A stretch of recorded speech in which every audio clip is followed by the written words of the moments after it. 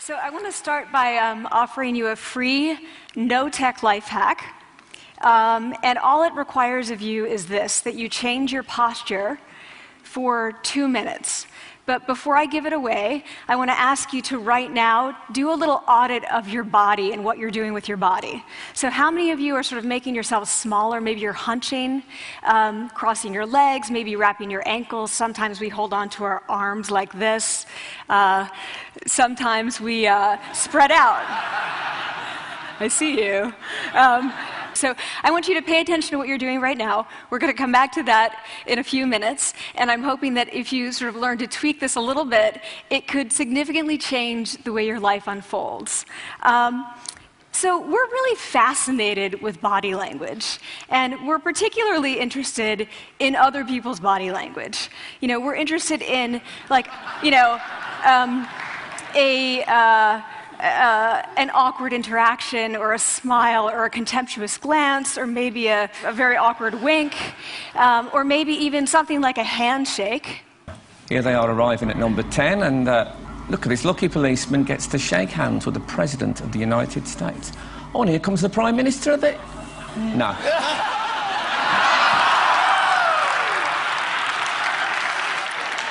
So a handshake, or the lack of a handshake, can have us talking for weeks and weeks and weeks, even the BBC and the New York Times. So obviously, when we think about nonverbal behavior or body language, but we call it nonverbals as social scientists, it's language. So we think about communication. When we think about communication, we think about interactions. So what is your body language communicating to me? What's mine communicating to you? And there's a lot of reason to believe that this is a valid way to look at this. So social scientists have spent a lot of time looking at the effects of our body language or other people's body language on judgments. And we make sweeping judgments and inferences from body language. And those judgments can predict really meaningful life outcomes, like who we hire or promote, who we ask out on a date. For example, Nalini Ambady, a researcher at Tufts University, shows that when people watch 30-second soundless clips of real physician-patient interactions, their judgments of the physician's niceness predict whether or not that physician will be sued. So it doesn't have to do so much with whether or not that physician was incompetent, but do we like that person and how they interacted? Even more dramatic, Alex Todorov at Princeton has shown us that judgments of political candidates' faces in just 1 second predict 70% of US Senate and gubernatorial race outcomes. And even, let's go digital, emoticons used well in online negotiations can lead you to claim more value from that negotiation. If you use them poorly, bad idea, right? So when we think of nonverbals, we think of how we judge others, how they judge us, and what the outcomes are. We tend to forget, though, the other audience that's influenced by our nonverbals, and that's ourselves. We are also influenced by our nonverbals, our thoughts and our feelings and our physiology. So what nonverbals am I talking about?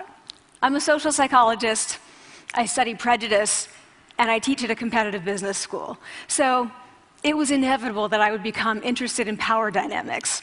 I became especially interested in nonverbal expressions of power and dominance. And what are nonverbal expressions of power and dominance? Well, this is what they are. So in the animal kingdom, they are about expanding. So you make yourself big, you stretch out, you take up space, you're basically opening up. It's about opening up. And this is true across the animal kingdom. It's not just limited to primates, and humans do the same thing. So they do this both when they have power sort of chronically, and also when they're feeling powerful in the moment. And this one is especially interesting because it really shows us how universal and old these expressions of power are.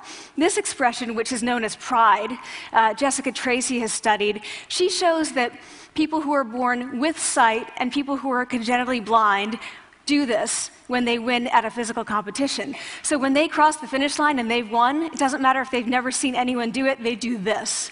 So the arms up in the V, the chin is slightly lifted. What do we do when we feel powerless? We do exactly the opposite. We close up, we wrap ourselves up, we make ourselves small. We don't want to bump into the person next to us. So again, both animals and humans do the same thing. And this is what happens when you put together high and low power. So what we tend to do when it comes to power is that we complement the other's nonverbals. So if someone's being really powerful with us, we tend to make ourselves smaller. We don't mirror them, we do the opposite of them. So I'm watching this behavior in the classroom, and what do I notice? I notice that MBA students really exhibit the full range of power nonverbals. So you have people who are like caricatures of alphas, like really coming into the room. They get right into the middle of the room before class even starts, like they really want to occupy space. When they sit down, they're sort of spread out. They raise their hands like this. You have other people who are virtually collapsing when they come in. As soon as they come in, you see it. You see it on their faces and their bodies, and they sit in their chair and they make themselves tiny, and they go like this when they raise their hand. I noticed a couple things about this. One, you're not going to be surprised. It seems to be related to gender. So women are much more likely to do this kind of thing than men. Women feel chronically less powerful than men, so this is not surprising. But the other thing I noticed is that it also seemed to be related to the extent to which the students were participating and how well they were participating. And this is really important in the MBA classroom because participation counts for half the grade. So business schools have been struggling with this gender grade gap. You get these equally qualified women and men coming in, and then you get these differences in grades, and it seems to be partly attributable to participation. So I started to wonder, okay, so you have these people coming in like this, and they're participating. Is it possible that we could get people to fake it, and would it lead them to participate more? So my main collaborator, Dana Carney, who's at Berkeley, and I really wanted to know, can you fake it till you make it? Like, can you do this just for a little while and actually experience a behavioral outcome that makes you seem more powerful? So we know that our nonverbals govern how other people think and feel about us. There's a lot of evidence, but our question really was, do our nonverbals govern how we think and feel about ourselves? There's some evidence that they do. So, for example, when we smile when we feel happy, but also when we're forced to smile by holding a pen in our teeth like this, it makes us feel happy. So it goes both ways. When it comes to power, it also goes both ways. So when you feel powerful, you're more likely to do this, but it's also possible that when you pretend to be powerful, you are more likely to actually feel powerful. So the second question really was, so we know that our minds change our bodies, but is it also true that our bodies change our minds? And when I say minds, in the case of the powerful, what am I talking about? So I'm talking about thoughts and feelings and the sort of physiological things that make up our thoughts and feelings, and in my case, that's hormones. I look at hormones. So what do the minds of the powerful versus the powerless look like? So powerful people tend to be, not surprisingly, more assertive and more confident, more optimistic. They actually feel that they're going to win even at games of chance. They also tend to be able to think more abstractly. So there are a lot of differences. They take more risks. There are a lot of differences between powerful and powerless people. Physiologically, there also are differences on two key hormones, testosterone, which is the dominance hormone, and cortisol, which is the stress hormone. So what we find is that high-power alpha males in primate hierarchies have high testosterone and low cortisol, and powerful and effective leaders also have high testosterone and low cortisol. So what does that mean? When you think about power, people tended to think only about testosterone because that was about dominance. But really, power is also about how you react to stress. So do you want the high-power leader that's dominant, high on testosterone, but really stress reactive? Probably not, right? You want the person who's powerful and assertive and dominant, but not very stress reactive, the person who's laid back. So we know that in primate hierarchies, if an alpha needs to take over, if an individual needs to take over an alpha role sort of suddenly, within a few days, that individual's testosterone has gone up significantly and his cortisol has dropped significantly. So we have this evidence, both that the body can shape the mind, at least at the facial level, and also that role changes can shape the mind. So what happens, okay, you take a role change, what happens if you do that at a really minimal level, like this tiny manipulation, this tiny intervention? For 2 minutes you say, I want you to stand like this, and it's going to make you feel more powerful. So this is what we did. We decided to bring people into the lab and run a little experiment. And these people adopted for 2 minutes either high power poses or low power poses. And I'm just going to show you 5 of the poses, although they took on only 2. So here's one, a couple more. This one has been dubbed the Wonder Woman by the media. Here are a couple more. So you can be standing or you can be sitting. And here are the low power poses. So you're folding up, you're making yourself small. This one is very low power. When you're touching your neck, you're really kind of protecting yourself. So this is what happens. They come in, they spit into a vial. We, for 2 minutes, say, you need to do this or this. They don't look at pictures of the poses. We don't want to prime them with the concept of power. We want them to be feeling power, right? So 2 minutes they do this. We then ask them, how powerful do you feel on a series of items? And then we give them an opportunity to gamble. And then we take another saliva sample. That's it. That's the whole experiment. So this is what we find. Risk tolerance, which is the gambling. What we find is that when you're in the high power pose condition, 86% of you will gamble. When you're in the low power pose condition, only 60%. And that's a pretty whopping significant difference. Here's what we find on testosterone. From their baseline when they come in, high-power people experience about a 20% increase, and low-power people experience about a 10% decrease. So again, 2 minutes and you get these changes. Here's what you get on cortisol. High-power people experience about a 25% decrease, and the low-power people experience about a 15% increase. So 2 minutes lead to these hormonal changes that configure your brain to basically be either assertive, confident, and comfortable, or really stress reactive, and feeling sort of shut down. And we've all had that feeling, right?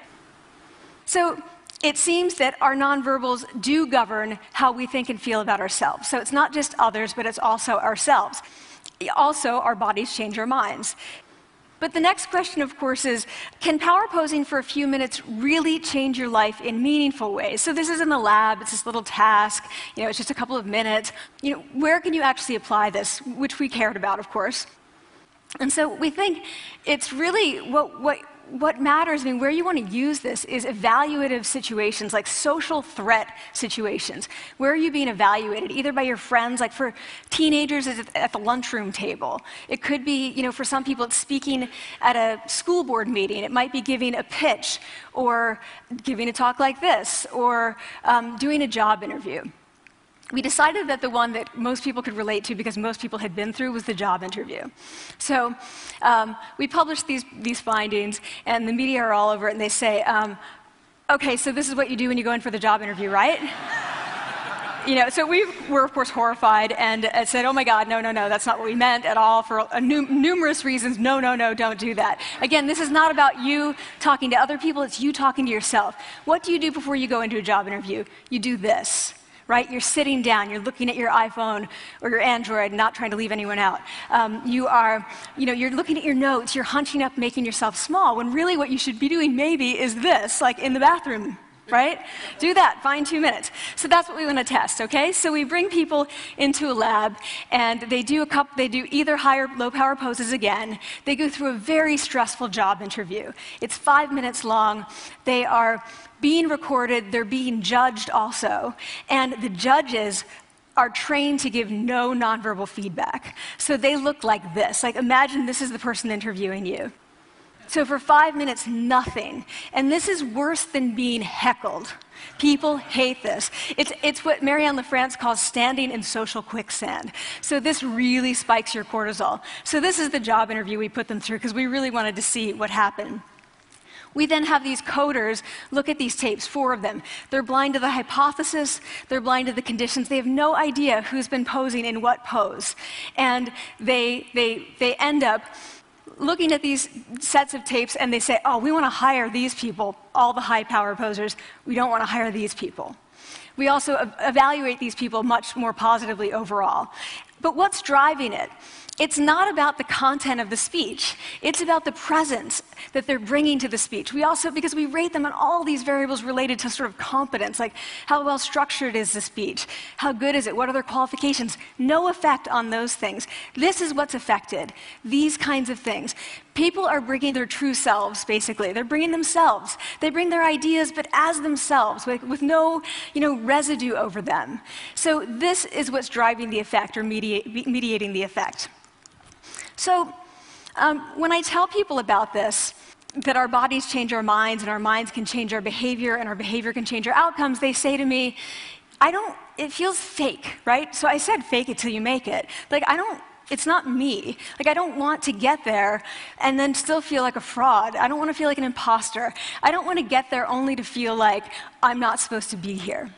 And that really resonated with me because I want to tell you a little story about being an imposter and feeling like I'm not supposed to be here. When I was 19, I was in a really bad car accident. I was thrown out of a car, rolled several times. I was thrown from the car, and I woke up in a head injury rehab ward. And I had been withdrawn from college, and I learned that my IQ had dropped by 2 standard deviations, which was very traumatic.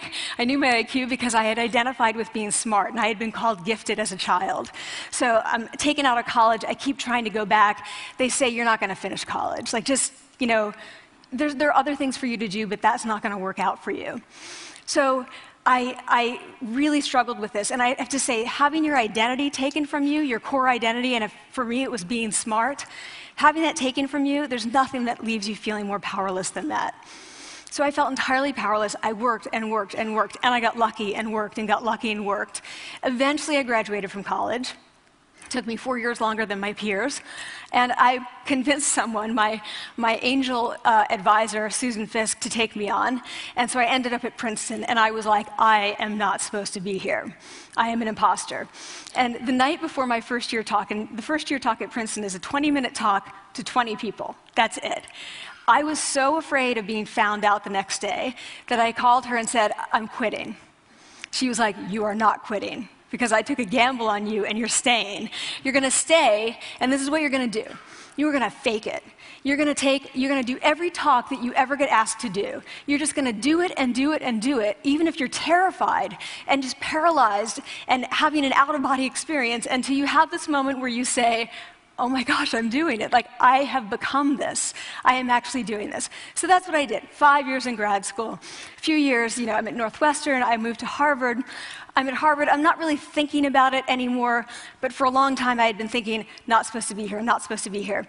So at the end of my first year at Harvard, a student who had not talked in class the entire semester, who I had said, look, you got to participate or else you're going to fail, came into my office. I really didn't know her at all. And she came in totally defeated, and she said, I'm not supposed to be here.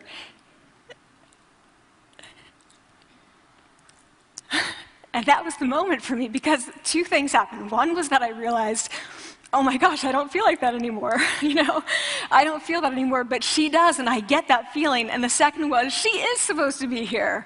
Like, she can fake it, she can become it. So I was like, yes, you are. You are supposed to be here, and tomorrow you're going to fake it, you're going to make yourself powerful, and, you're going to...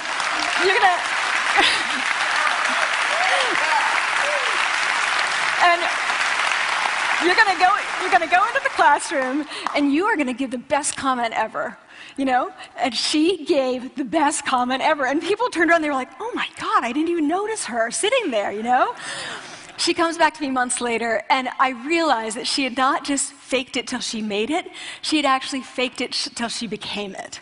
So she had changed. And so I want to say to you, don't fake it till you make it. Fake it till you become it. It's not do it enough until you actually become it and internalize. The last thing I want to leave you with is this. Tiny tweaks can lead to big changes. So this is 2 minutes. 2 minutes, 2 minutes, 2 minutes. Before you go into the next stressful evaluative situation, for 2 minutes, try doing this in the elevator, in a bathroom stall, at your desk behind closed doors. That's what you want to do. Configure your brain to cope the best in that situation. Get your testosterone up, get your cortisol down. Don't leave that situation feeling like, oh, I didn't show them who I am. Leave that situation feeling like, oh, I really feel like I got to say who I am and show who I am. So I want to ask you first, both to try power posing, and also I want to ask you to share the science, because this is simple. I don't have ego involved in this. Give it away. Share it with people, because the people who can use it the most are the ones with no resources and no technology and no status and no power. Give it to them, because they can do it in private. They need their bodies, privacy, and 2 minutes, and it can significantly change the outcomes of their life. Thank you.